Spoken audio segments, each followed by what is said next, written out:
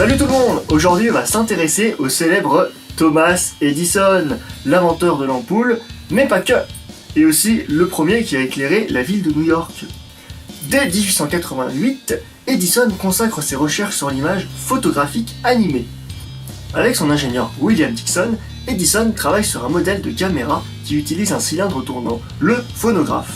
Ce cylindre en verre est enduit de bromure d'argent, une feuille de papier photosensible est enroulée autour et l'on éclaire de l'intérieur selon le procédé du stroboscope. Et ressort sous forme de négatif, noir pour blanc, blanc pour noir, les différents photogrammes sont reportés sur cette feuille. Ces essais sont visibles à l'œil nu.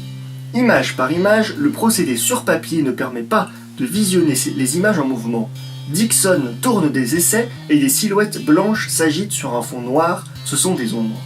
En 1889, Edison se procure le film souple inventé par John Carpenter.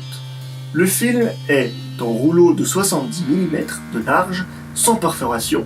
Avec Dickson, Edison coupe le film en 3 rouleaux de 19 mm de large et met une rangée de perforations rectangulaires. Selon les croquis d'Edison, Dickson développe une caméra, le kinétographe. C'est la première caméra de l'histoire, munie d'une optique, et elle est entraînée par un moteur électrique. On la charge avec une bobine de pellicule 19 mm, une rangée de perforations est située en bas des photogrammes, les premiers essais sont ensuite visionnés sur le kinétoscope. Edison rêve en effet de coupler le phonogramme, une machine qui permet d'enregistrer l'image d'un chanteur ou d'un orchestre qui interprète une chanson ou un air d'opéra. C'est Edison qui a l'idée d'adopter le mot anglais « film » pour désigner les bobinaux impressionnés au format 35, qui défilent verticalement dans la caméra, en la munissant d'une rangée de 4 perforations rectangulaires sur l'un des bords. Mais le résultat est décevant. La mise en place d'une seconde rangée de perforations est décidée. L'entraînement est alors parfait. Chaque photogramme est encadré de 4 perforations de chaque côté. Ce format est celui que nous utilisons encore aujourd'hui. En 1891, Edison organise devant un public féminin des militantes de la Federation of Women Club en visionnant le salut de Dickson, Dickson Greeting. Cet essai dure moins de 10 secondes, mais comme il est disposé en boucle dans la machine, il peut être vu et revu comme premier film présenté au public. En 1893, Edison fait construire par William Dickson le premier studio de cinéma, la Black Maria, et fait plusieurs dizaines de films grâce au kinétographe.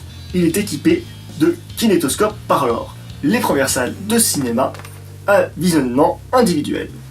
Après le sous-sol du musée Grévin qui accueille en 1892 les pantomimes lumineuses de Émile Reynaud, d'où nous parlerons dans une autre vidéo, en 1894, une démonstration commerciale du kinétoscope est organisée à Paris, dont Antoine Lumière assistera et il en parlera à ses fils.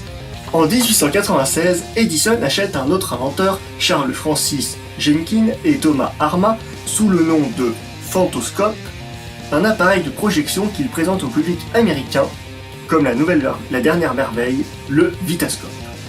Merci d'avoir regardé, je vous retrouve très vite pour d'autres aventures sur le cinéma et sa magie. A très vite les amis, ciao ciao.